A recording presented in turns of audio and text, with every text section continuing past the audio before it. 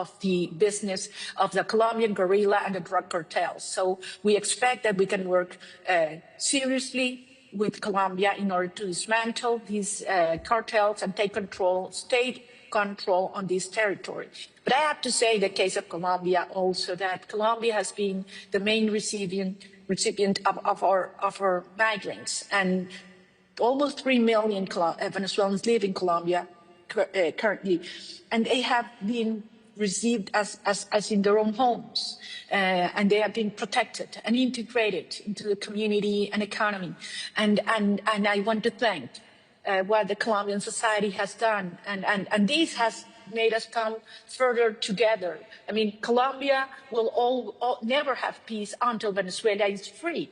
And our destinies are tied together. And my dream is I can go and stand in the Simón Bolívar Bridge that unites Colombia and Venezuela with my arms open, receiving thousands of Venezuelans coming back home. And that will happen soon, Francis, very soon. Wow. So we talked about your first week when you come back. What about the next 5 years? What's your vision for the next 5 years of Venezuela? Well, I will be with my family united and my loved ones in a free country. And I will tell you something, Venezuela will be the envy of the world. They would look and say, how did you do that? How did you turn a country in ruins into a beacon of hope, of prosperity, of security? I know many people feared that the destruction and devastation have been so huge in our institutions, in our infrastructure, in our resources, in our families, in our soul. But believe me, this has brought a country united as never before. We turned down the barriers the regime had built to divide us for racial or ideological or social issues. And the country is united around values, human dignity, freedom and love. And this, this urge, this need to bring our children back home. So Venezuela will turn into a country of prosperity that will be a living example of what citizens organize with their, will and genius to turn into a great nation that will also be a recipient of citizens that come all over the world because they want to invest, to create, to live their dreams in a land of grace.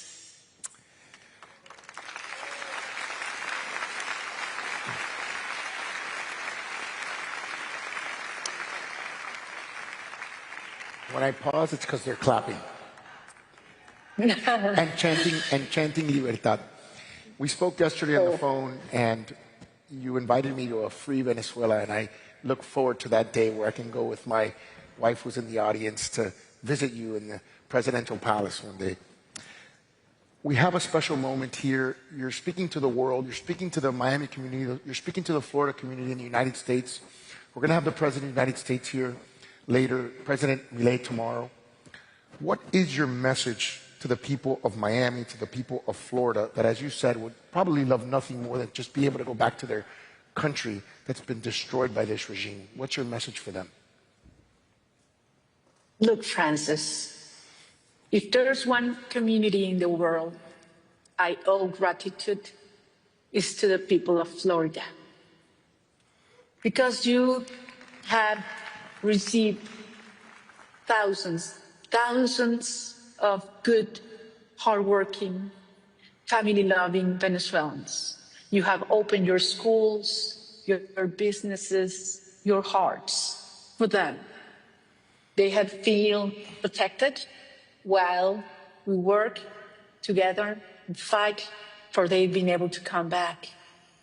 And also you have maintained this flame of hope alive, making the world understand that freedom is a universal cause and understanding what it means liberating Venezuela in the context of Latin America and the Americas as a whole, as I mentioned before.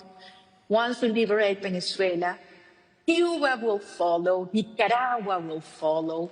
We will have this continent free of communism, dictatorship, and narco-terrorism for the first time in history. This is huge. So I want to thank all of you in your community, teachers, owners of businesses, journalists, and certainly your leadership, your political leadership. You have been a great friend, Francis, of our cause. I am so grateful to you. I'm so grateful to the Secretary of State, Marco Rubio, that has been, the champion of the cause of freedom and democracy in the Americas. I want to thank Governor DeSantis. I want to thank my friend, Senator Rick Scott, that has always trusted us, and now Senator Ashley Moody.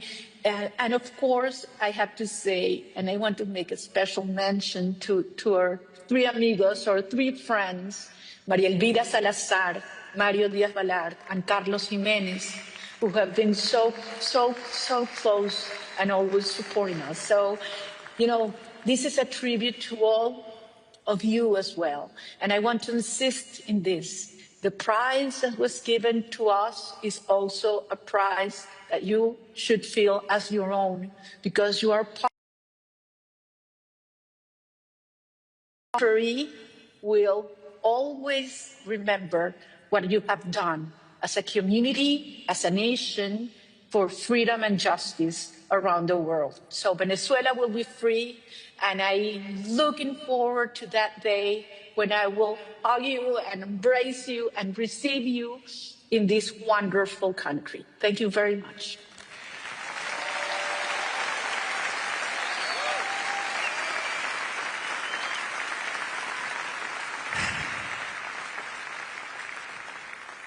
Maria Corina, thank you so much for your courage in doing this. We know you do this at tremendous risk to yourself.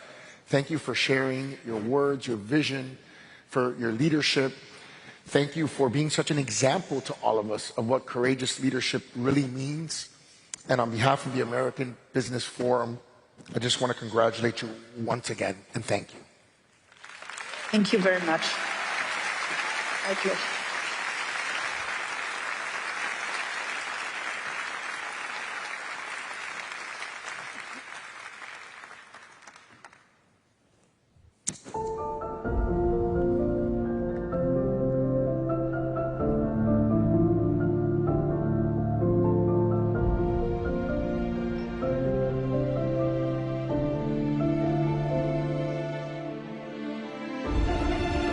Pioneering investment inspires you to dig deeper and step up to the highest level.